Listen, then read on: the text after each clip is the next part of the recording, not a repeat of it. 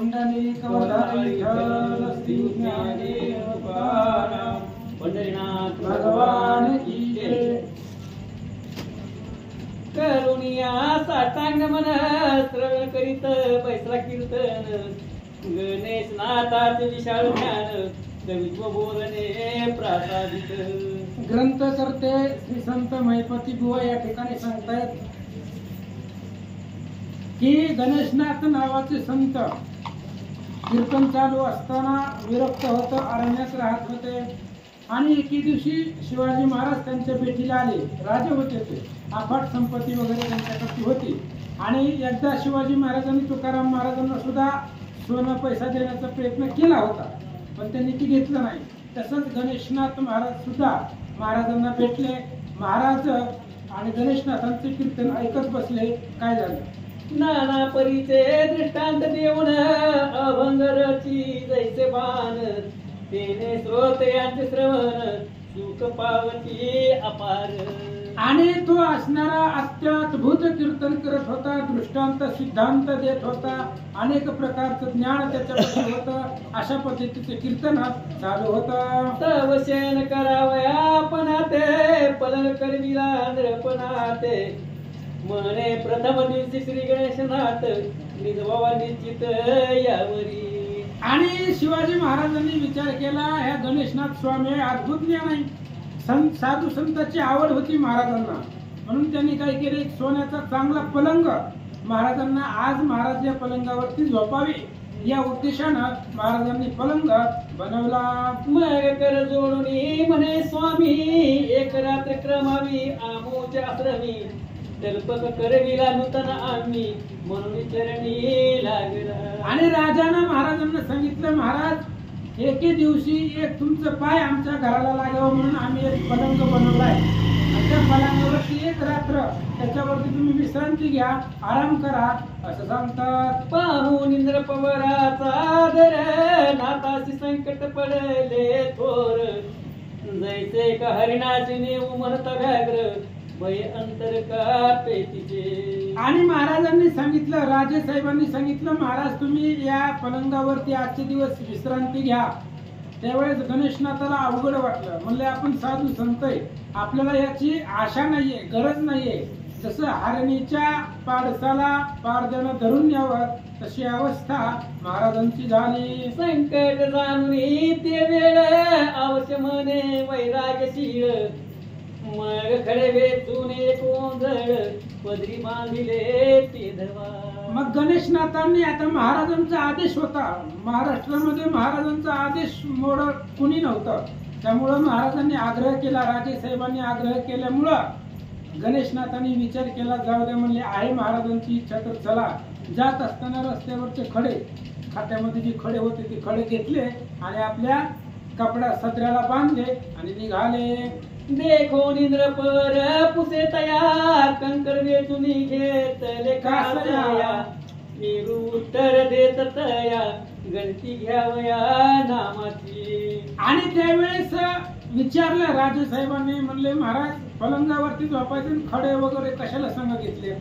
काय नाही म्हणले, आम्ही झोपल्यावर आमच्या मुखामध्ये देवाचं नामस्मरण असते, मग ती किती वेळा झालं नामस्मरण झोपायच्या आधी ते आम्हाला मोजावं लागतंय, म्हणून ते खडे बरोबरीला घेतले असं खोटं महाराजांना सांगितलं। शिविकेत बैसोनी देवसरी, राजा घेऊन गेला बिढारी, सोमन सेजर चुनीवरी, गणेशनाथाशी निजविले। मग आता राजे साहेब होते, त्या असणाऱ्या राजांनी शिबिका आणली, पालखी आणली, पालखीमध्ये गणेशनाथांना बसवलं आणि आपल्या जिथं महाराजांची सोय केली होती, उत्तम गादी पलंग वगैरे टाकला होता, त्या ठिकाणापर्यंत गेलं म्हणतात। त्रयोदश कोणी करुण विडे, तबकी ठेविले तया पुढे, समया लावून तिने वाडे, टाकिले पडदे चहुकडे। आणि मग त्या ठिकाणी समय वगैरे लावलेली होती, पडदे लावलेले होते, पलंग त्या ठिकाणी सजवलेला होता असं सांगतात। नाना परीचे परिमळ निश्चिती, उपचार विलास भोग संपत्ती, ठेवून येते चंद्रपती, बाहेर आला सत्वर. आणि राजेसाहेबांनी गणेशनाथांची खूप व्यवस्था केली होती. सुंदर अशा प्रकारचा पलंग सजवलेला होता, गादी त्याच्यावरती टाकलेली होती आणि चांगल्या उत्तम प्रकारची व्यवस्था करून राजेसाहेब बाहेर आले. तो परश विषय दे कोणी नेत्री अनुताप वाटला सकळ गात्री. जैसा काधी जागरी होत्री येवन मंदिरी कोंडला. आणि गणेशनाथांनी पाहिलं ही गादी सुमन त्याच्यावरती फुलं पुन्हा समया पडदे वगैरे ह्याची सवय नाही आपल्याला. ही कसं आहे सुखाचं भोग आहे आणि आपल्याला साधू संताला काय करायचंय असल्या भोगाला म्हणून पाहिलं आणि त्यांचं मन कंटाळलं. म्हणतात की व्याघ्र चिताची धरून गाय आपुले जाळीत घेऊन जाये. ते जैसी लवकर निघो पाहे धरुणी भय मानसी. आणि वाघ यावा गायीला घेऊन जावं. वाघाच्या भीतीनं गाय जसं तिथून जाण्याचा प्रयत्न करते तसं कसं तरी तेवढी रात्र काढून गणेशनाथ तिथून निघण्याचा प्रयत्न करत होते. ना तरी काननी होणी आणले हरिण राजमंदिरी बांधिले जाण. मग ते मानसी चित पूर्ण जाईन सुटून कधी मी. तेव्हा एखादा हरिणाचा वास कुठं असतो? वनामध्ये असतो, अरण्यामध्ये असतो. आणि त्या हरिणाला आणून राजवाड्यामध्ये बांधलं. त्या हरणाला कधी त्या राजवाड्यामधून निघून जातोय असं वाटत होतं. तसंच गणेशनाथांना वाटू लागलं की घृतात जिवंत धोरण मासा घालिता तळमळ करी जायचा. राजाचा भोगोपचार तैसा गणेशनाथाची वाटला. की नूतन रावा पिंजऱ्यात घातला मग चारा पाणी न रुचे त्याला. देवी तर्पकावरी रक्त भरा कंटाळला तेरची. सांगते घेतले होते कंकर ते पसरून टाकिले पलंगावर. त्याजवरी निजले घटिकाचार तो उदयाची दिनकर पातळा. आणि मग गणेशनाथांना ती गादी वगैरे पाहिली. त्यांनी खडे त्याच्यासाठी चांगले होते. मोजायला संताला नामस्मरण मोजायची काय गरज आहे? खडे आणले होते कशासाठी? गादीवर झोपायची सवय आपल्या शरीराला एकदा लागली पुन्हा देवाचं भजन करायला कुठलं तेव्हा गाडीवर झोपू वाटेल कायम. म्हणून या शरीराला पडले वळण इंद्रिया सकळा. एकदा शरीराला गादीवर झोपायची सवय लागली पुन्हा जमिनीवर झोपू वाटतंय का? नाही वाटत. म्हणून मग त्यांनी खडे आणलेले होते. त्या गादीवर खडे हातरले आणि त्या खाड्यावरती ते झोपले. 4 प्रहारापर्यंत पाठ झाली. काय करतात ते का? राया दर्शनास याला झळकरी तो खडे अंतरले पलंगावरी. विस्मित होऊन निजांतरी नमस्कार करी साष्टांग. राजेसाहेब सकाळी पहाटे दर्शनाला आले तर त्या गणेशनाथांनी पलंगावरती गादीवरती खडे हातरले आणि त्या खड्यावरती ते झोपले होते. ते अंगाला टोचावे म्हणून. कारण गादीचा स्पर्श किंवा त्या सुख उपभोगाचा स्पर्श शरीराला होऊन द्यायचा नाही. राजेसाहेबांनी पाहिला आणि वैराग्य पाहून गणेशनाथांना नमस्कार केला. नाथाची पुसे जोडून कर तवते देती प्रत्युत्तर. शयन करीत पलंगावर निद्रा अघोर लागेल की. आणि त्यावेळेस विचारलं राजेसाहेबांनी. म्हणले महाराज काय प्रकार काय आहे? आम्ही गादीची सगळी उत्तम व्यवस्था केली खडे हातरले तुम्ही. त्यावेळेस त्यांनी सांगितलं या गादीवर जर झोपलो तर सूर्योदय झालेला सुद्धा माहित व्हायचं नाही. गादीवर कसली चांगली झोप लागली असती. म्हणजे ह्या खाड्यावर झोपलो म्हणून जाग आली. पहाटे 4 प्रहर झाल्यानंतर ना आमचा नित्यक्रम सारला असं सांगतात. तुझा हेत व्हावया पूर्ण खडे पसरून केले शेण. जरी सुख दिले जीवा कारण तरी पुढे दुःख भोगणे तितकेची. गणेशनाथांनी राजेसाहेबांना सांगितलं तुमची इच्छा होती म्हणून मी कसं तरी त्या पलंगावरती 4 प्रहरापर्यंत झोपलो खडे हातरून. कारण शरीराला सुख जर भेटला तर पुढे दुःख येतच असतं. सुख झाल्यानंतर ना दुःख येतच. त्याच्यामुळे सुखच नको या शरीराला. दुःखामध्ये देवाचं भजन करतं, सुखामध्ये कोण करायला लागले. अशा प्रकारे गणेशनाथ सांगतात. जैसी खरुज खाजवी तपाही परम सुख वाटे ते समयी. मग खाज निघून गेल्या देही सौख्य काही पडेना. खरवताही ते असणारे खाजवते शरीराला. जोपर्यंत खाजवते तोपर्यंत तिला बरं वाटतं. पण एकदा खाजवलं मन झालं की पुन्हा काही त्याला प्राप्त होत नाही. तसं सांगतात. ना तरी भोजन करिता गोड वाटे परिवमन करिता जीव कष्टे. देवी शेण सुख अधिक मटे मग परिणामी खोटे देहाची. की बचनागादी मधुर नागत परी खाणार प्राणासी मुकत देवी विषय भोगी भय सत्य जाण निश्चित नृपनाथा.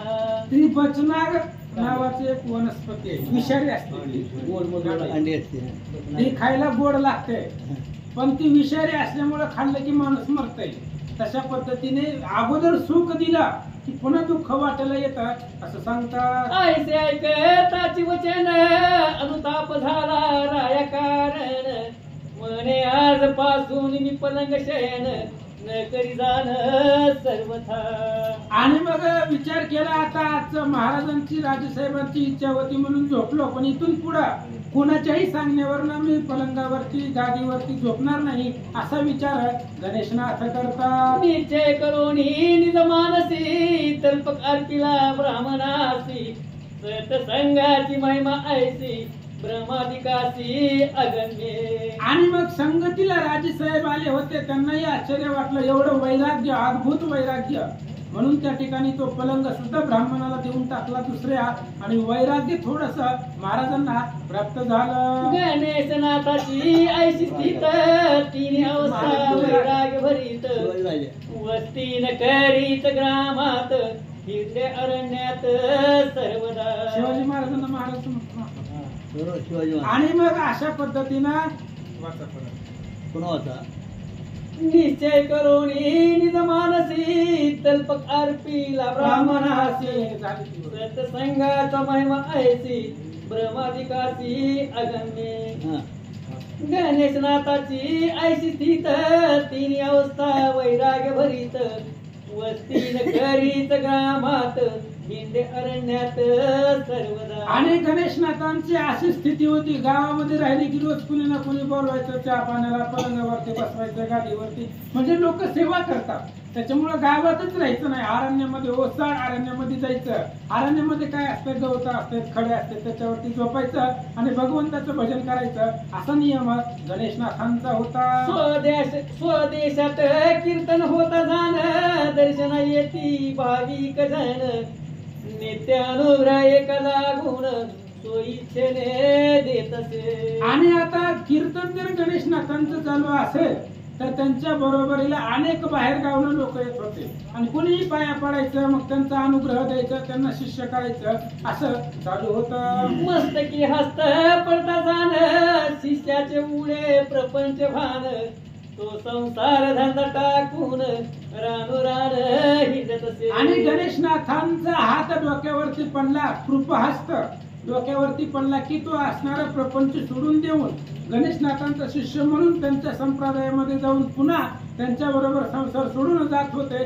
असं करत करत अनेक शिष्य महाराजांचे झाले. तो खळ अथवा दुराचार निंदक अथवा सज्ञान नर परिनाथात सिर पडले कर अपार वैराग्य होय तयार. आणि ते असणारे गणेशनाथ त्यांचा हात डोक्यावरती पडला की मग तो दुर्जन असू द्या, वाईट असू द्या, खळ असू द्या, पापी असू द्या, कसाही असू द्या, हात मस्तकावरती सद्गुरूचा पडला की तो तरुण जात होता, उद्धार होत होता असं सांगतात. ऐसा एक संसार जव लोटे तव शिष्य झाले 360 लंगोट बंद वैराग्य उद्भट आत्मज्ञान स्पष्ट पावले. आणि गणेशनाथांनी आता बाहेर आले की कुणालाही शिष्य करत करत करत एका वर्षाच्या आतमध्ये गणेशनाथांचे 360 शिष्य झाले. म्हणजे एक संप्रदाय त्या ठिकाणी निर्माण झाला. गणेशनाथ गुरु आणि बाकीचे त्यांचे शिष्य, जसं कानिफनाथांचे 700 शिष्य होते, तशा पद्धतीने हे गणेशनाथांचे 360 शिष्य एक वर्षाच्या कालावधीमध्ये झाले. पुरी पैठणी लोक बोलती जे कयाचा उपदेश घेती त्यांची तत्काळ उडून प्रपंच भ्रांती मागे हिंडती सद्गुरूचे. आणि लोक बोलू लागली, एकदा का गणेशनाथांचा हात डोक्यावरती पडला की ती प्रपंच सोडून परमार्थ करत गणेशनाथांच्या माग फिरतात अशी लोक बोलू लागली. एक म्हणती चेतकी दारुण एक म्हणती घाली तो मोहन एक म्हणती आत्मज्ञान सवीर संपूर्ण तयासी. आता गावातले लोक असतात, महाराज कोण काय कसा विचार करते काय सांगता येत नाही, आपापल्या बुद्धीनुसार कोण म्हणायचं खरंच भगवंताचं भक्त आहे, कोण म्हणायचं काय त्या ठिकाणी लोकांवरती मोहन टाकते, लोकांना फसवून टाकते, एक म्हणते सगळं नाटक चालू आहे, असे आपापसानुसार लोक बोलू लागले. एक म्हणती हा स्वये पांडुरंग, एक म्हणती हे अत्यंत ढोंग, एक म्हणती त्याचा संग करिता भोभंग होतसे. काही जण म्हणू लागले हे साक्षात भगवंताचा अवतार आहे, म्हणले पांडुरंगच आहे, असं कुणालाही जमत नाही. दुसरे म्हणले काय नाही ढोंग आहे, म्हणले हे सगळं काहीतरी माय ह्याच्या पक्षा आहे म्हणते. अशा पद्धतीने लोक आपापसामध्ये बोलू लागली. एक म्हणती त्याचे दर्शना, इत पार जाऊन द्यावे कोणा, एक म्हणती होणार चुकेना, प्रार्थनी असेल जे काही. एकाने सांगितलं म्हणले जाऊ द्या, म्हणले त्याच्या नशिबामध्ये जसं असेल तसं होईल म्हणले. कोण म्हणाले ढोंगे आहे, कोण म्हणते भगवंताचा अवतार आहे, कोण म्हणते त्याच्यापाशी ब्रह्मज्ञान आहे, कोण म्हणते लोकांवरती मोहन घालतंय. अशा पद्धतीने आपापसात लोक चर्चा करू लागले. एक म्हणती त्याची भेटी, एक म्हणती त्याची भेटी, घेऊन सांगो चार गोष्टी, की बहुतांच्या जीवाचे करून साठी पाडली तुटी संसारा. एकाने सांगितले त्या गणेशनाथाची भेट घेऊन त्याला दोन गोष्टी समजावून सांगू. परमार्थ करायचा एकटा करते, एवढे 300 लोक कशाला गोळा केले, त्यांच्या बी संसारावर पाणी, तुझ्या तर संसारात वाटवळ झालंय, लोकांचं का घर मोडायला लागला, असं त्याला समजावून सांगू. अशी लोक बोलू लागले. ऐसे म्हणून एक दिवशी आले नाथाचे दर्शनासी, तो हे आम्रवृक्षाच्या छायेसी बैसले होते ध्यानस्थ. आणि एका त्यांची छळण करायचं, त्यांना त्रास द्यायचं किंवा काहीतरी याच्यापाशी आहे का सामर्थ्य हे बघण्यासाठी काही 4 लोक, 1-2 जण आली महाराजांच्या दर्शनाला. त्यावेळेस महाराज आंब्याच्या झाडाखाली बसले असताना ही खळ लोक तिथं आली. मानस पूजा झाली त्वरित, गणेशनाथ पाहे होत, की शिष्य बोलावून येत, मस्तकी हस्त ठेवावा. आणि आंब्याच्या झाडाखाली बसलेले होते गणेशनाथ महाराज. त्यांनी विचार केला शिष्याला बोलवावा आपल्या, आणि त्यांच्या डोक्यावरती कृपेचा हात वर हस्त ठेवावा, असा विचार गणेशनाथ करतात. उभे ठाकून ते वेळ काय बोलती निर्लय कळ, तुम्ही शिष्य करून भोळ साळ, आपले मागे लागले. आणि एवढ्यामध्ये काही असणारे खळ व्यक्ती, दुर्जन व्यक्ती त्या ठिकाणी जवळ आले आणि ते असणाऱ्या गणेशनाथांना काय बोलतात ऐका. तुम्ही संत बहुताचा संसार केला तुटी, म्हणून लोक होतात कष्टी, आता मी सांगतो एक गोष्टी, तरी त्याची राहती वर्तावे. आणि ती खळ लोक आली, 2-4 वाईट प्रवृत्तीची लोक आली महाराजांकडे, आणि महाराजांना सांगू लागले 360 लोकांचा संसार आहे म्हणले, घरदार आहे, त्यांना बायका लेकरे, कशाला त्यांचं वाटोळं करायला लागलं पोत्याला आणून. खरा उगा ती संसार करायला लागले, घरी करू द्या त्यांना, कशाला असं त्यांचं सगळ्या संसारावरती तुटे पाडायला. अशी लोक गणेशनाथांना बोलतात. तुम्ही संत आत्मज्ञानी, दृष्टीचे सारख्या चारी खानी, तरी धाराशी उपदेश आजपासून करीत जावा निज कृपे. आणि ती खळ लोक गणेशनाथांना बोलू लागले, चारही खाणी, चारही वर्ण, सगळं एकच जीव आहे, झाड सुद्धा जीवच आहे. मग ही 360 लोकांना, सगळ्या लोकांना उपदेश करण्यापेक्षा वनामध्ये झाडांना उपदेश करत जावा, की काय लोकांचा वाटोळा करायला लागला. झाडं जी असतात अरण्यामध्ये त्यांना उपदेश करत जावा, असं ती खळ लोक गणेशनाथांना बोलतात. अवश्य म्हणून क्षणी तत्काळ कौतुक दाविले नाही, जे उपदेश जे मृत्यूलोकी नाना साधनी, नये घडोनी सर्वथा. आणि गणेशनाथांनी सांगितलं झाडाला उपदेश करायचंय, काय अवघड आहे म्हणले. मग आंब्याच्या झाडाखाली बसलेले होते, जे आजपर्यंत जगात झालंच नाही, घडलंच नाही, आणि इथून पुढेही घडणार नाही. झाडाला उपदेश केला, कोणी ऐकलं का आतापर्यंत. आणि गणेशनाथांना त्या आंब्याच्या झाडाला उपदेश करतात, ऐका. च्युत वृक्ष पुनात होत तेथ, त्याची उपदेश देऊन त्वरित, मस्तकी ठेवून हात, तारक मंत्र सांगितला.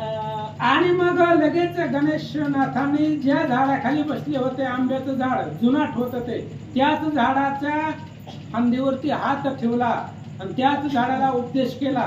तारक मंत्र, जगाला तारून नेणारा मंत्र त्या झाडाला सांगितला. खळ लोक होते, खळ लोक म्हणले उपदेश केला, पण आम्हाला कसं कळायचं, काहीतरी प्रचित दाखवा. ऐसे दृष्टीसी देखून काय बोलती ते विचक्षण मनुष्याचे अनुग्रह सांगता जाण ते प्रपंच भान टाकीती. त्या खऱ्या लोकांनी विचारलं, महाराज मनुष्याला तुम्ही उपदेश करताय, ते संसार सोडून देतात आणि परमार्थाला लागतात, ही प्रचित आहे. त्यांचा उद्धार होतो ते इकडे येतात, ही प्रचित आहे. पण तुम्ही झाडाला उपदेश केला, मग त्याला झाला का नाही आम्हाला कसं कळायचं?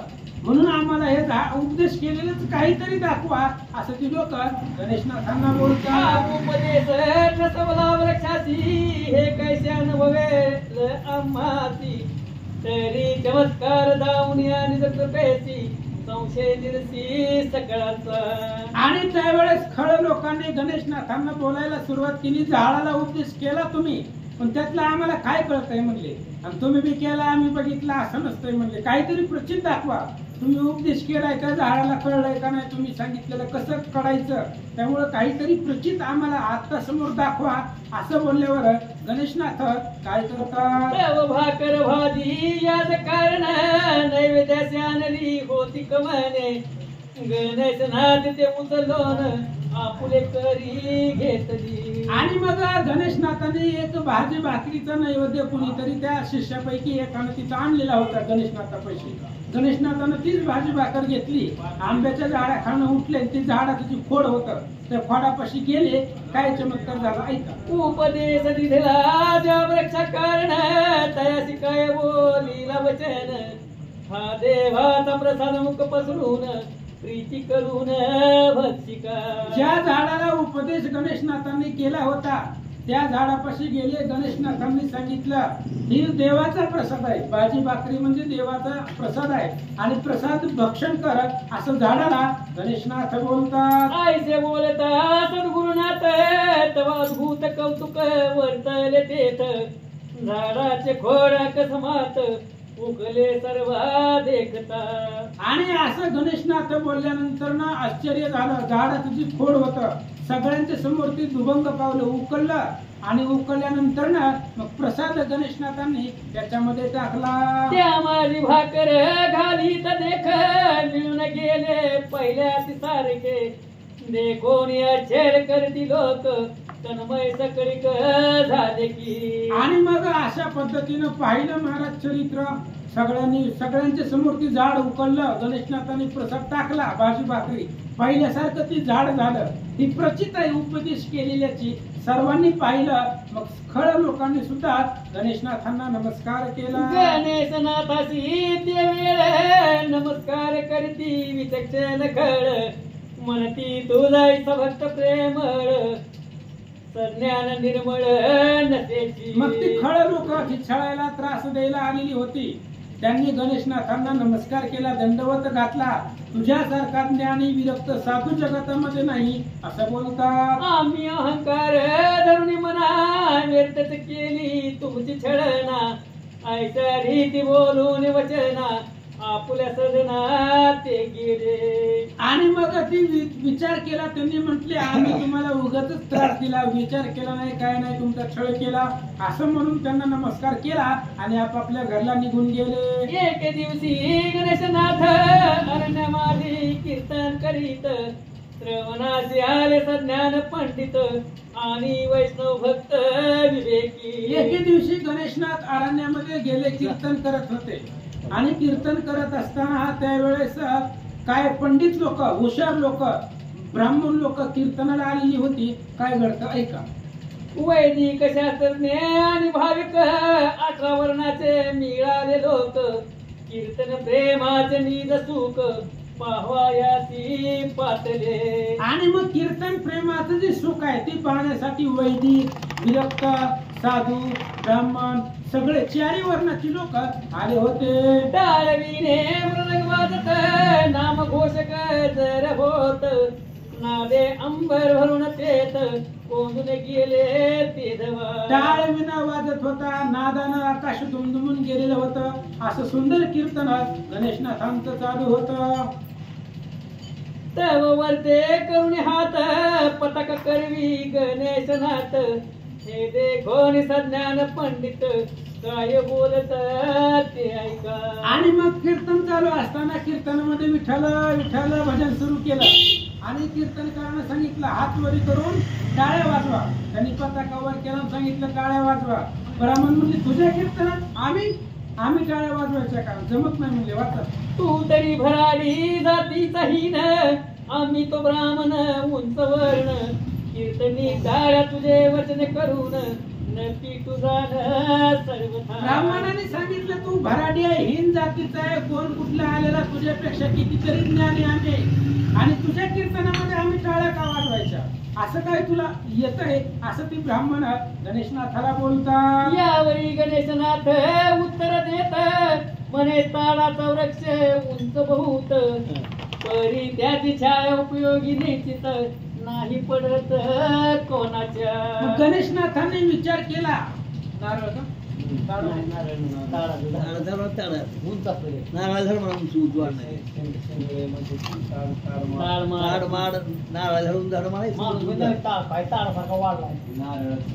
झाड उंच असतंय पण त्याची सावली माणसापर्यंत पोहोचत नाही. म्हणजे त्या झाडाखाली जरी थांबलं तरी त्याची सावली लागत नाही.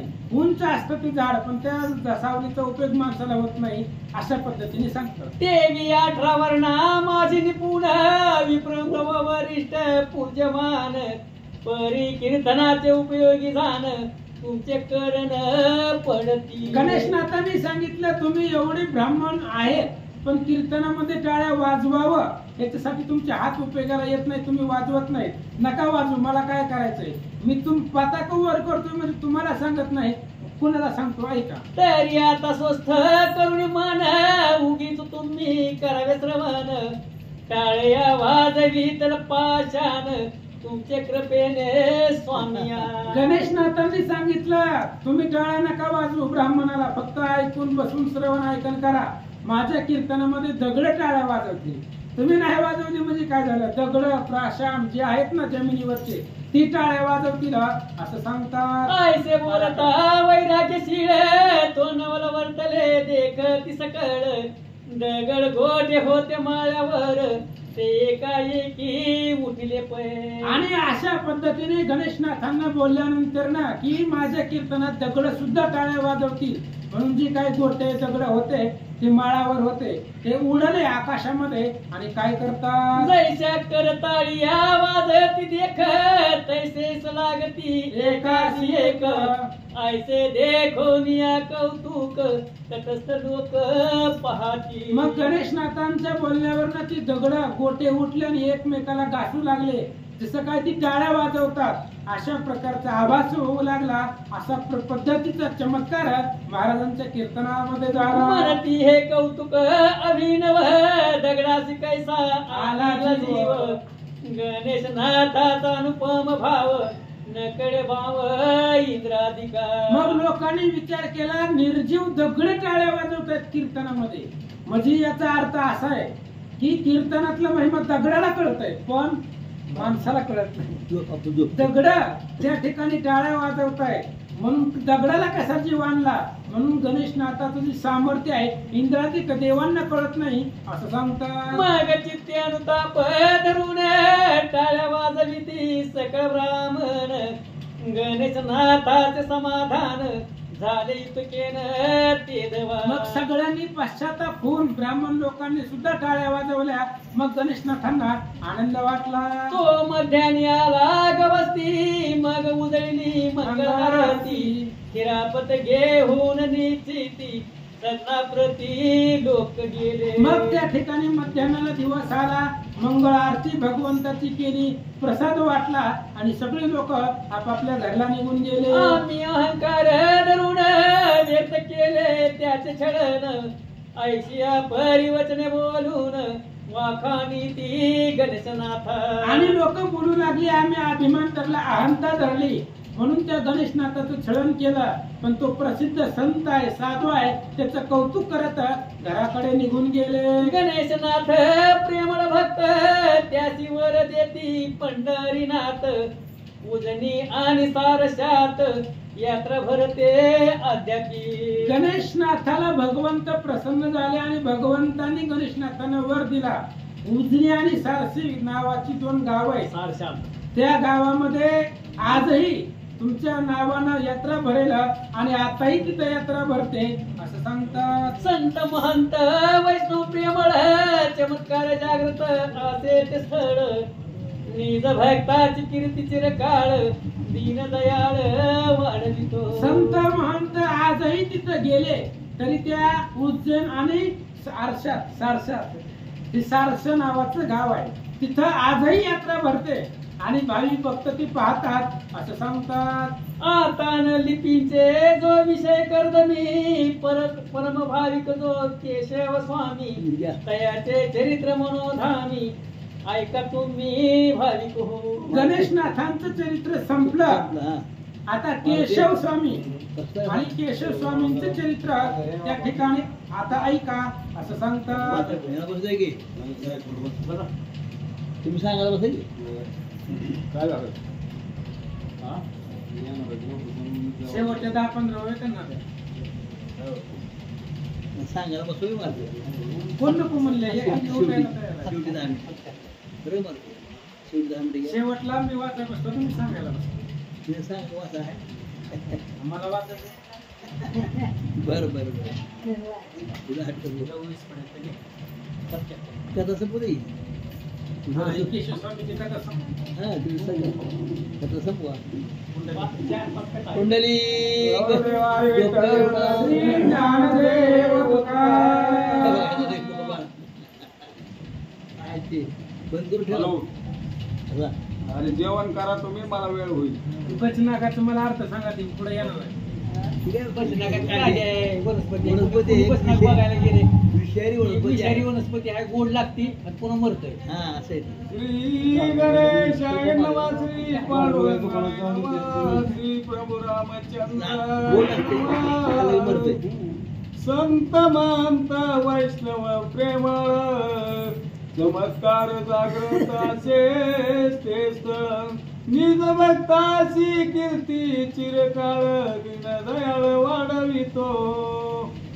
आता नलिपेची जो विषय कदर्मी परम भाविक जो केशव स्वामी दयाचे चरित्र मनोधर्मी ऐका तुम्ही भाविक हो. ग्रंथकर्ते या ठिकाणी सांगतात गणेशनाथांचं चरित्र झालं, अद्भुत होतं, सुंदर होतं. आता जो विषयाला कधी स्पर्श करत नाही असाच एक वैराग्य मूर्ती केशव स्वामींचं चरित्र ऐका. स्वेच्छेहीनता देशावरी एकदा गेले विजापुरी हरिदिनासी सप्रेम भरी कीर्तन मांडिले चोहता.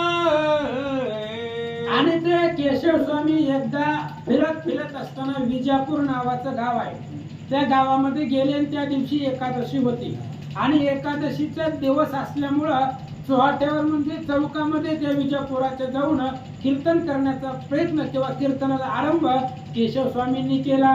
केशव स्वामी ऐकोणी स्थित श्रवणासी आले लोक बहुत वैदिक विप्राणी पंडित संत महंत विरक्तही. आणि केशव स्वामींचं कीर्तन आहे असं म्हटल्याबरोबर विरक्त ज्ञानी पंडित ब्राह्मण सगळे त्या ठिकाणी श्रवणासाठी आलेले होते. 18 वर्षाचे नारी नर जाणते नेनते लहान थोर दाटी झाली बहु फार भरवली बाजार निघाला.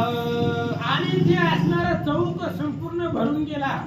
सगळे असणारे लहान थोर मोठे वयोवृद्ध मुलं बालक बाल आबाल सगळे ते असणाऱ्या केशव स्वामीच्या कीर्तनामध्ये आले. लाल इजळती सभवते टाळ मृदंग घोषते ते केशव स्वामी सम प्रेमाची ते आनंदे नाचत कीर्तनी. आणि मग त्या ठिकाणी हिलाल म्हणजे त्या ठिकाणी मशाली पेटवलेल्या होत्या की तेव्हा लाईट नव्हती आणि त्या ठिकाणी कीर्तनाचा उत्सव त्या ठिकाणी सुरू झाला. नादानं अंबर कोंदलेलं होतं. असं केशव स्वामीचं कीर्तन चालू होतं. तवासी चवता व्रत ब्राह्मण तयासी काय बोलती वचन आजी एकादशी व्रत घेण उपासन सकळासी. आणि गणेशनाथांचा एक शिष्य केशव स्वामींचा एक शिष्य होता. वृद्ध होता तो. आणि त्याला केशव स्वामींनी सांगितलं आज एकादशी आहे, त्यामुळे सगळ्यांचा उपवास आहे. मग कीर्तन जर झालं तर आपल्याला प्रसाद द्यावा लागतो.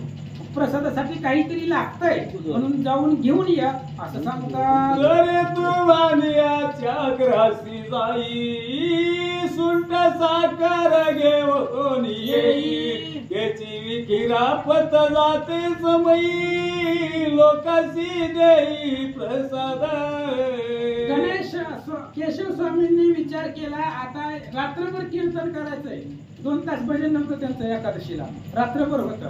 आणि सकाळी द्वादशीचा प्रसाद म्हणून एक साखर आणि सुंठ त्यांना देऊ, कारण कालचा एकादशीचा उपवास, त्याच्यामुळं रात्रभर कीर्तन चालायचंय. आता तू जा. आता 12 साडेबारा रात्रीच्या वाजलेल्या होत्या.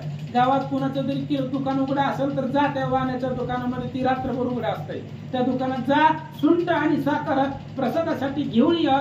केशव स्वामी त्या शिष्याला बोलतात. होता त्वरित ब्राह्मण गेला बाजारात वाणियाच्या दुकानी जात तव तो निगृत होता की. आणि रात्रीच्या 12 साडेबाराचा प्रहर झालेला होता. 12 साडेबाराचा प्रहर झालेला असल्यामुळं तो असणारा जो वाणी होता झोपलेला होता, म्हणजे दुकान चालू होतं, दुखल्या खात बसलेला होता. 12 साडेबाराला कोण जागा असणार आहे. आणि तेवढ्या वेळामध्ये तो शिष्य तिथं गेला. हका मारणीचा अवध केला मने सुंठ साखर देई मजला अवश्य मनोनी वाणी उठिला तो अंधार पडिला दुकानात. आणि मग तो असणारा वाणी डुकल्या खात बसला होता खुर्चीवरती. तो असणारा शिष्य गेला, हाका मारून मारून त्यातलं उठवलं, सावध केलं. म्हणले कीर्तन चालू आहे, सुंठ आणि साखर आम्हाला पाहिजे. तेव्हा लाईटी नव्हत्या, दिवा बी त्याच्या दिव्यातलं तेल संपलेलं होतं, ती वीज गेला होता, सगळं अंधार पडला. त्याच्यामुळं तो आता काय करतो ऐका. सुंठचा चपली जव पाहत तव वचन घाचे लागे पोत 7 शेर बघून दिली त्वरित पडली भ्रांत मानसी. आणि त्या वाण्याच्या दुकानामध्ये अंधार असल्यामुळं ते असणारा त्यानं काय केलं, ते साखरेचं पोतं हुडकण्याच्या ऐवजी त्याला सापडलं नाही. ती पचनागाचे वनस्पतीचं पोतं जवळ होतं सुंठाच्या ऐवजी. आणि ते असणारं त्याने अंधारामध्ये चापचलं आणि ते पचनागाच्या ज्या काड्या होत्या विषारी काड्या, त्याच सुंठ म्हणून त्या असणाऱ्या ब्राह्मणापाशी दिल्या. साखराती तुकीची देवानी वाणी तयासी बोले प्रतिवचन माझा पुत्र हाता गेला म्हणून कीर्तनाशी येणे न झाले. आणि त्या असणाऱ्या वाण्यानं तीच असणारे विषारी कांड्या सुंठ म्हणून दिलं, तेवढीच साखर मोजून दिली आणि जावा म्हटले महाराज प्रसाद घेऊन जावा. कसा आहे, मी बी आलो असतो वारीला पण घरी थोडी अडचण आहे. मी बी आलो असतो म्हणले पण पोरग बाजारात गेले आणि पोरग बाजारात गेल्यामुळे दुकान कोण सांभाळणार, अडचणी असतात. त्याच्यामुळे मला जमत नाही, तुम्ही जावा माझा इथूनच देवाला नमस्कार सांगा असं तो वाणी त्या शिष्याला बोलू लागला. मानस मिळाली आसतील फार सुंठ न पुरे एवढी साचार म्हणून अनेक ओंजळ भर अधिक टाकली तयाने.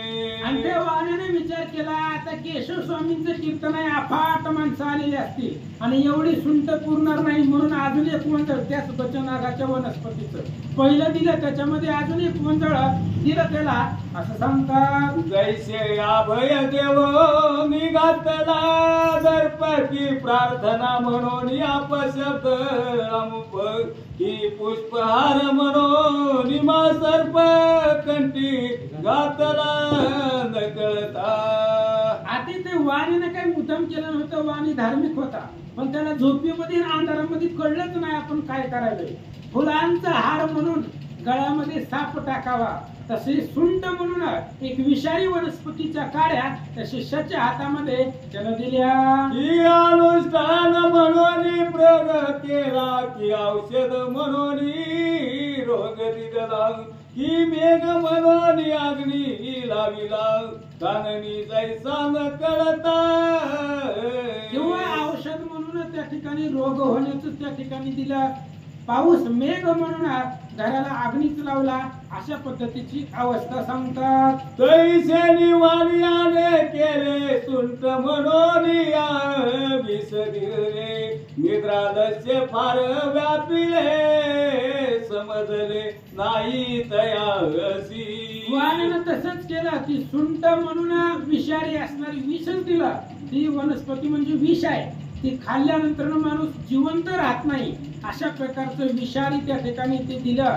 तो वाणी आळस होता, त्याला झोपीत होता, आणि झोपीत असल्यामुळे त्यालाही काही कळलं नाही असं सांगतात. घेणारा सही न कळे काही, मग गेराडासी आला नवदाई, अडके त्याने ते समयी तुकडे करून ठेविले.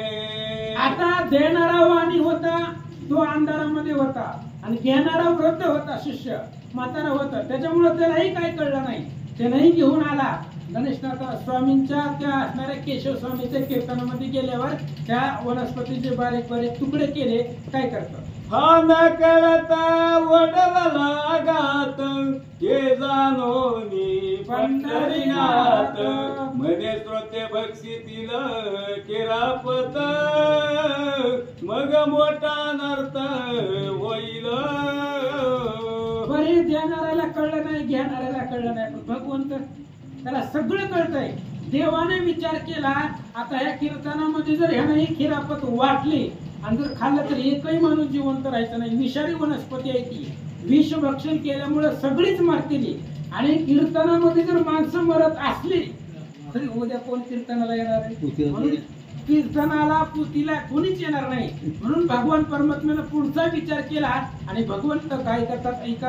एकादशीचा उपाय जाण, वचनाग खाता पावती मरण, मग पुढे माझे कीर्तन श्रवण, कोणी न करतील सर्वथा. भगवंताने विचार केला, एकादशीचा उपवास सगळ्या श्रोत्यांना आहे, आणि ही जर विषारी औषधी वनस्पती जर ह्यांनी प्रसाद म्हणून खाल्ल्या मेली तर मग उद्या माझं कीर्तन ऐकायला कोणीच येणार नाही. म्हणून भगवंत काय करतात? निज भक्ताच्या वचनास कोणी न धरतील विश्वास, मग मागील कीर्ती माझी सुरस, असत्य जनास वाटेल की. आणि विचार केला भगवंतांना, ह्या जर कीर्तनामध्ये लोक मिली तर माझं पाठीमागं एवढं पुराणामध्ये वर्णन केलेलं सगळं खोटं होईल. म्हणून भगवंत काय करतात? आईशे म्हणोनी पंढरीनाथ, म्हणे आजी टाळावा अनर्थ, मग वचनागाचे विष समस्त सोसोनी घेतले घेते दवा. आणि मग भगवंताने विचार केला, एवढा अनर्थ आपण टाळावा, कारण एकही माणूस मरू द्यायचं नाही. कीर्तनामध्ये मरू द्यायचं नाही, बाहेर मरू द्या. कीर्तनामध्ये पोथीमध्ये एकही माणूस मरू द्यायचं नाही असं म्हणून भगवंतानी जी काही विष आणलेलं होतं ते विष सगळं भगवंतानी शोषून घेतलं असं सांगतात. विषाचे अमृत केले दान, जे सेविता सौख्य दासा कारण, जेणे नर जन्म मरणाचे होई खंडन, ते जगजीवन करीतसे. मग भगवान परमात्म्यानं ह्या असणाऱ्या शिष्यानं विष घेऊन आला होता प्रसाद म्हणून, त्या विषातच भगवंताने अमृत केलं, आणि मग तो प्रसाद लोकांना वाटला किंवा खायला देण्याचं योग्यतेचा झाला. विषाचं अमृत भगवंतांनी केला, आणि तो प्रसाद खाल्ल्यानंतर त्या ठिकाणी काय झालं? इकडे कीर्तना माझी केशव भक्त प्रेमानंदे गात नाचत, टाळिया पेटोनिया हातो हात गुण वर्णित श्रीहरीचे इकडे असणारा तो केशव स्वामी त्याचे कीर्तन चालू होता. भगवंताचं भजन त्याच्या गुणाचं वर्णन कीर्तनामधून सांगत होता. चारी प्रहर झाले कीर्तन ववारीला रुक्मिणी वचनागाची गिरा पतदान सकळा कारण वाटली. 4 प्रहरापर्यंत म्हणजे पहाटेपर्यंत सूर्योदयाच्या आधीपर्यंत कीर्तन झालं आणि मग प्रसाद म्हणून हीच बचनागाच्या ज्या वनस्पती कांड्या आणल्या होत्या त्याच तुकडं करून लोकांना प्रसाद म्हणून वाटून टाकला. हरिप्रसाद म्हणून निश्चिती पदरी बांधोनी आठवी ती घेतेची भक्षणी कित्येक जाती सदना प्रती आपुल्या. आता लोक भाविक होते महाराज. लोकांना काय त्यांनी प्रसाद द्यावाचा आहे म्हणून घेतला. आता ते कशाला विचार करतात विषय इथं कुठलं विषयाला मंदिरात प्रसाद आहे म्हणून सगळ्यांनी घेतला. काही लोकांनी तिथंच खाल्ला आणि काही लोकांनी घरी सुद्धा द्यावा म्हणून आपल्या असणाऱ्या सत्राला कपड्याला बांधून घरी घेऊन गेले. इकडे उदयासी येतावा सरमानी दुकानी जागा वचनागाचे पोते नयनी पुढे अकस्मात देखील. आणि इकडे सूर्योदय झाल्याबरोबर ती वाणी तिथं खुर्चीवर बसून झोपलं होतं रात्रभर. सकाळी तो जागा झाला आणि पाहिलं आपल्या समोर त्या ठिकाणी ती विषारी औषधीचं वनस्पतीचं पोत समोर पाहिलं. त्या वाण्याला काय वाटलं? मने आनंद झाला त्वर आता काय करावा विचार सुंट म्हणून या साचार बचनागासी दिला. त्या असणाऱ्या बचनागाचं पोत विषारी वनस्पतीचं पोत समोर पाहिल्याबरोबर वाण्याच्या लक्षामध्ये आलं की रात्री काय झालं होतं. पोत समोर कसं आलं तर रात्री एक शिष्य आला होता आणि त्याला आपण सुंठ आणि साखर दिली होती. साखर तर दिली पण सुंठ म्हणून हीच विषारी वनस्पती त्याला दिल्या. आता वाण्याला टेन्शन आलं महाराज ही विष जर भक्षण केलं एक बी वाचणार नव्हता म्हणून काय वाटलं? साधू संत प्रेमळ भक्त आले असतील कीर्तनात हे सकळ पावले जसतील अमृत मजवरी निमित्त आले की. वाण्याने विचार केला म्हणले रात्री झोपीच्या नादात मला काहीच कळलं नाही. आता त्या केशव स्वामींच्या कीर्तनाला अनेक साधू संत आले असतील आणि विषारी वनस्पती खाऊन मेले असतील आणि मेलेल्याचा दोष माझ्या मस्तकावरती लागला असं तो विचार वाणी करू लागला. नगरात कळता वर्तमान कोण रक्षिल मला मृत्यू पावल्यावरी जाण रवरव भोगण्याला गेल की. वाण्याने विचार केला आता कीर्तनामध्ये माणसं तर मेली कारण त्याला माहित आहे ही विषारी औषधी आहे आणि ही मेल्यावर मला गावातलं कुणीच जिवंत होणार नाही. एवढ्या लोकांना हे न मारलं म्हणून मलाही मारतील पण मारू द्या पण मेल्यावर सुद्धा नरक आहे. साधू संताला विष घालून मारलं त्याच्यामुळे मला अकल्पपर्यंत नरक भोगावं लागलं असा विचार वाणी करू लागला. लोकी परलोकी निश्चिती कान मी कान कोंडला झालो दुर्मती मज आईशा पातकी निश्चिती नाही त्रिजगती सर्वथा. आणि या लोकांमध्ये परलोकामध्ये माझ्यासारखा पापी जगामध्ये कुणीच नाही. साधू संताला विष देऊन मारण्याचं पाप माझ्या मस्तकावरती लागला. वाणी बोलू लागला. चतुस्ता माझी निंदनी खरा सुकर जातीचे दोन्ही मी अवगुणी तयाहुनी अपरी वाणी अनुतापला. वाण्याला अनुताप झाला. पृथ्वी तलावरती गाढव आणि त्या ठिकाणी डुक्कर अशा प्रकारचे प्राणी असतात आणि त्या प्राण्यापेक्षाही घोर कर्म मी या जगतामध्ये इथं येऊन केलं अशा प्रकारचा पश्चाताप त्या वाण्याला झाला. तरी आता कसया वाग वावे तिने विहिरीत घालून देवा प्राण ऐसा म्हणी निश्चय करून दुकान टाकून वाण्याने विचार केला एवढ्या हजारो माणसाला मारून जगण्याचा अधिकार आपल्याला नाही म्हणले. गावात कुणाला कळलं तर मारणारच आहे, कुणी होणार आहे आता एवढ्या लोकांना मारल्यावर. त्याच्यामुळे आता जाऊ आणि विहिरीमध्ये आपला जीव देऊ असा विचार वाण्याने केला आणि दुकान सोडून निघाला. समाचार घेता नगरात तव कोणीच नाही पावले व्रत कान देवोनी उगाची ऐकत तो कोणीच रडत दिसेना. वाणी गावात फिरू लागला. आता जर लोक मेली असतील तर प्रत्येक घरोघरामध्ये रडणं आक्रोश आला असता, कारण घरातल्या एकट्याने माणूस कीर्तनाला गेलेला होता. मग कीर्तनाला गेलेले जर मेले असते तर प्रत्येक घरामध्ये रडण्याचा आवाज आला असता. असा कुठंच रडण्याचा आवाज वाण्याला कोणत्याच घरामधून आला नाही असं सांगतात. परस्परे पुसे लोकाशी गेला होतात काय आहे गतेशी हिरापती असली तुम्हापासी तरी प्रसाद आमासी देई जे. मग त्या वाण्यानं एका जणाला विचारलं, म्हणले काय हो रात्री गेलता हो का कीर्तनाला? म्हणले गेलतो, आम्ही सोडित नाही कीर्तन. मग कीर्तनाला गेलो तर प्रसाद मिळाला असेल? हो मिळाला.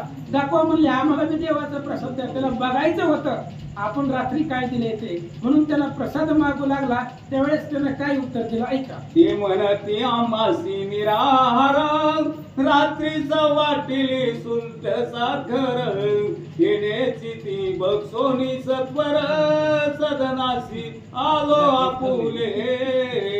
लोकांनी त्याने सांगितलं, म्हणले बाबा काल दिवसभराचा उपवास होता आणि रात्री थोडस आम्हाला प्रसाद कीर्तनामधनं प्रसाद किती असणार आहे आणि मिळाल्यावर आम्ही लगेच खाल्ला, कशाला सकाळपर्यंत ठेवतोय आणि प्रसाद खाऊन आम्ही इथं आलो असं ते वाण्याला बोलू लागले. यावरी वाणी बोले त्यासी कालचे निष्क्रय तुम्हासी पोटात होत असेल कासाविसी तरी भोजन वेगेसी करावे. आता त्या वाण्याला माहिती होतं, कारण तो दुकानदार होता. वाण्याने सांगितलं कालचा उपवास घडलाय, पोटामध्ये कसं तरी होत असेल, तुम्हाला जेवण करा म्हणले. आता झालंय कीर्तन, द्वादशी झाली, आता जेवण करा, पोटामध्ये कालवत असेल तुमच्या असं तो वाणी बोलू लागला. ते म्हणती दंडक आम्हा प्रती तुझा ऐसे न हो अन्नार्थी उपवासी रावया आणि कराती सामर्थ्याची ती वागवी तो.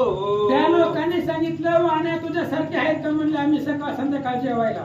एका उपवासानं काय होतंय म्हणले, 4-4 दिवस जरी उपवासी राहिलो तरी आम्हाला काही होत नाहीये असं ती लोक वाण्याला बोलतात. ऐकून उत्तर परस्परे घेतला समाचार मग स्मशान भूमीशी सत्वर जाऊन पाहिले.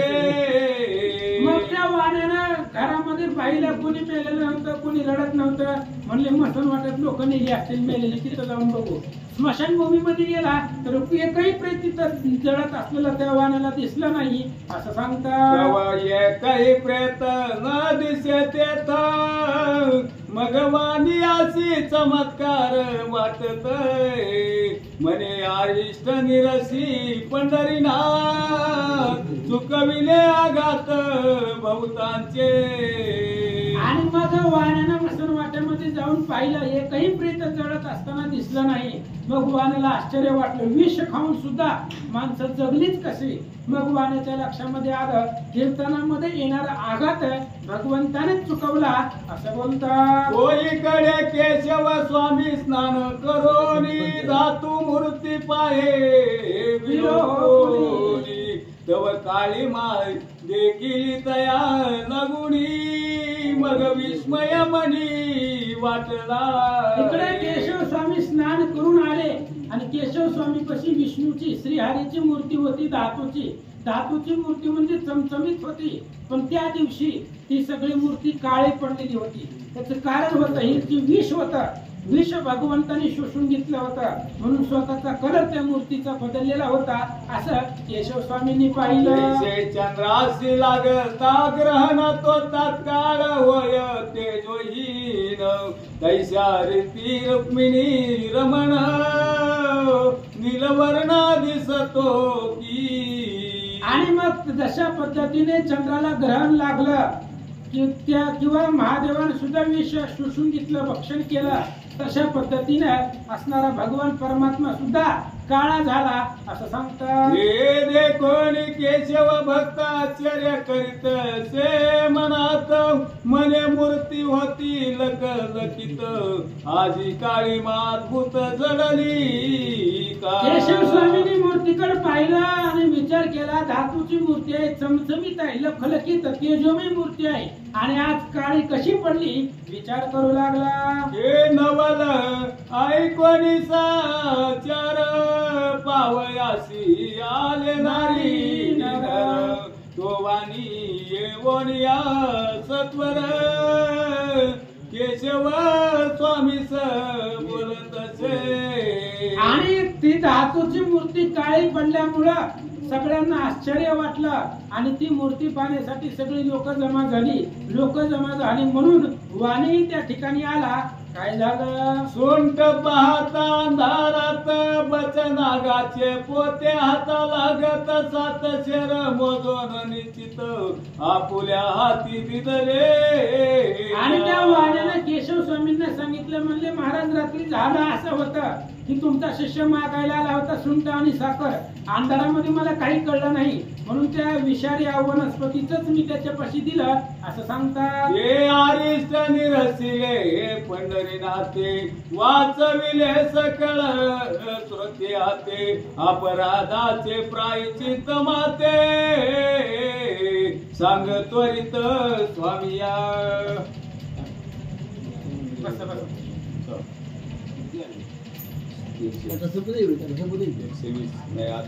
काय संपत 10 मिनिटं राहिले 10 मिनिटात काय संपणार आहे.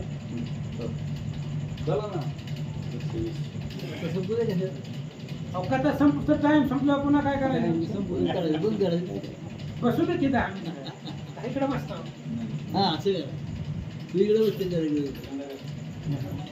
सोपं आहे आता काय नाही.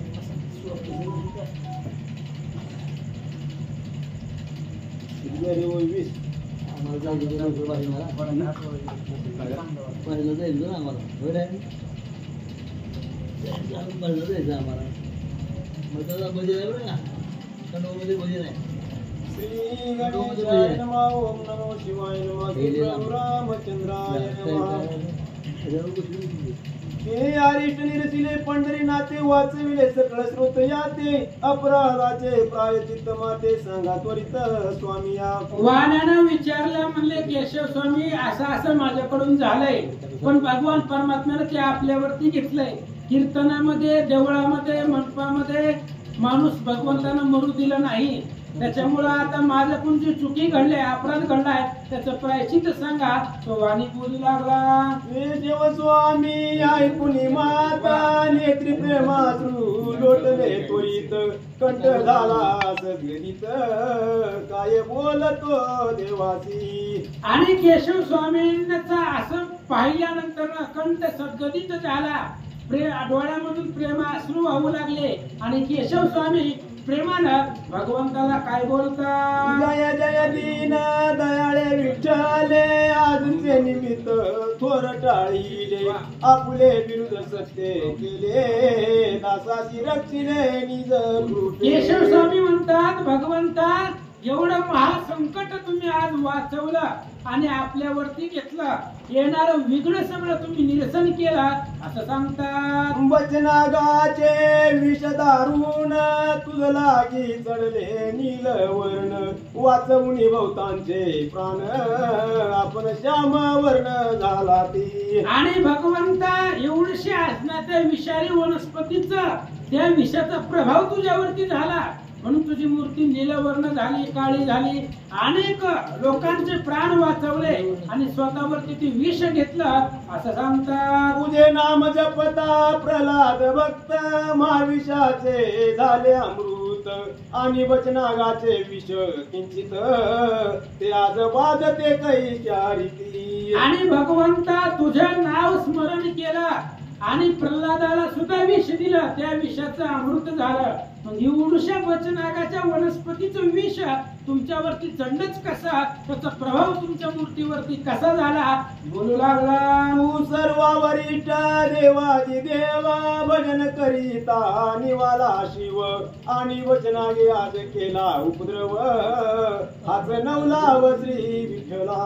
आणि भगवंता तुमचं भजन करत असताना महादेवाने विष प्राशन केलं, त्या विषयाचा दाह तुमच्या भजनाने शांत झाला. मग देवादी देव असणारे तुम्ही भगवंत आहे आणि ह्या भजनागाचं विष तुमच्यावरती कसं चढलं सांगू लागला. निजांगे तुडविला कालिया सहज तेव्हा बाधक काही न झाले तुझ आणि वचनागे काळे मानिली आज हे नवल तुझ श्रीहरी. भगवंता 6 वर्षाची मूर्ती असताना तुम्ही कालिया नागाला तुडवून मारलं आणि तेव्हा त्या कालियाचं विष तुम्हाला लागलं नाही आणि एवढ्या वनस्पतीचं विषाचा परिणाम तुमच्यावर झाला असं तो बोलू लागला. महाविषे भरून स्तन पुतनेने पाजले तुझ लागून तयाहुनी वचनागा कठीण झाले तनिल वर्ण यासाठी. भगवंत ते असणारी पुतना आपल्या असणाऱ्या स्तनामध्ये विष भरून तुम्हाला पाजलं, त्याचं विष तुम्हाला चढलं नाही, त्या विषाचा प्रभाव तुमच्यावर झाला नाही आणि एवढ्या वनस्पतीचा प्रभाव कसा झाला असं सांगतात. आज अमृतासच आले मरण की अंधारे ग्रासिले सूर्या लागून ती भागीरथी पापे करून झाली मलिन सर्वांगी. अरे भगवंता काय झालं तुमचं म्हणले, सूर्यानं अंधारानं सूर्याला ग्रासावं म्हणजे ही वचनागाचे विष म्हणजे शुल्लक आहे. मोठ्या मोठ्या विषाने तुम्हाला काही फरक पडला नाही आणि एवढीशा विषाने तुमची मूर्ती काळी कशी झाली. केशव स्वामी बोलतात की पृथ्वीशी झाला तृणाचा भार की पर्वताशी भिवून पळाले वज्र की धुळीने मळून गेले अंबर पैसा विचार येथे घडला. भगवंता त्या काय झालं की गवताचं वज पृथ्वीला झालं किंवा पर्वत वज्राला भिवून पळाला, तशा पद्धतीने तुमची अवस्था झाली. एवढी विषाचा परिणाम तुमच्यावर कसा झाला.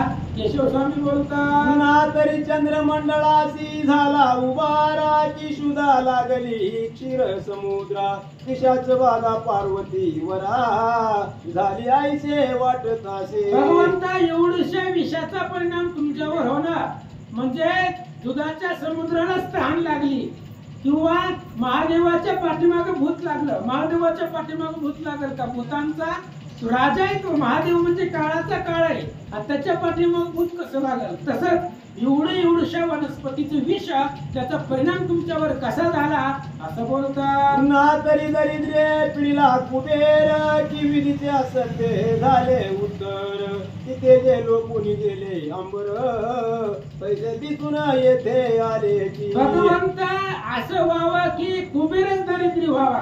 कुबेर कधी दरिद्री होतो का. अख्ख्या संपत्तीचा मालक कुबेर आहे आणि तो कसा दरिद्री होणार. किंवा सूर्याच्या प्रकाशाने अंबर झाकावं तशी अवस्था झाली म्हणजे एवढीशा विषानं तुमची मूर्ती काळी कशी झाली. केशव स्वामी बोलतात येई तुके घडल गोविंदा तरी तुझं नव्हेच विष बाधा परिवार वावया दासांची मर्यादा लीला सगुण दाखविली. भगवंता एवढं सगळं न घडणाऱ्या गोष्टी घडतील पण तुमच्यावरती ह्या विषयाचा परिणाम होणार नाही. पण स्वतःच्या भक्ताचा महिमा वाढवण्यासाठी हे चरित्र तुम्ही दाखवलं असं सांगतात. तू आज अजिता पंढरीनाथा कळकळाचाही नियंता तरी कृपा करून या नाथा होई मागुता तू सोज्वळ. आणि भगवंता तुम्ही पहिले जसे चमचमीत होता लखलखीत होता तसेच आता ही काळीमा तुमच्यावरती शोभत नाहीये. असं केशवस्वामी बोलतात. आईशी ऐकून या स्तुती संतोषले रुक्मिणी पती लखलखीत धातूची मूर्ती दिसू लागली देवा.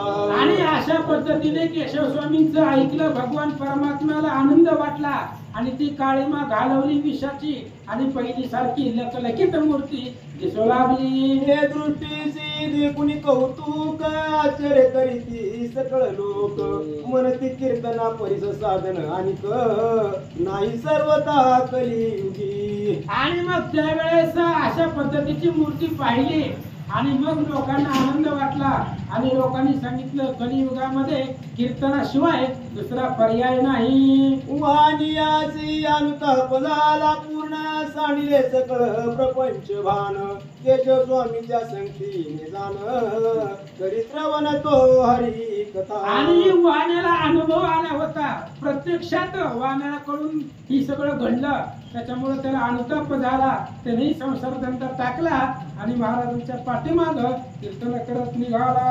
आणि चरित्र रसाळवाणी श्रोती सादर ऐकावी श्रवणी गोमया वा पंढरपुरासी चालली. आणि त्या ठिकाणी असणारे ग्रंथकर्ते सांगतायत आता उद्याच्या प्रसंगामध्ये आबा आम्ही कसा घेत नाही तो फक्त उद्या काय होणार हे सांगायला नको का. उद्याच्या प्रसंग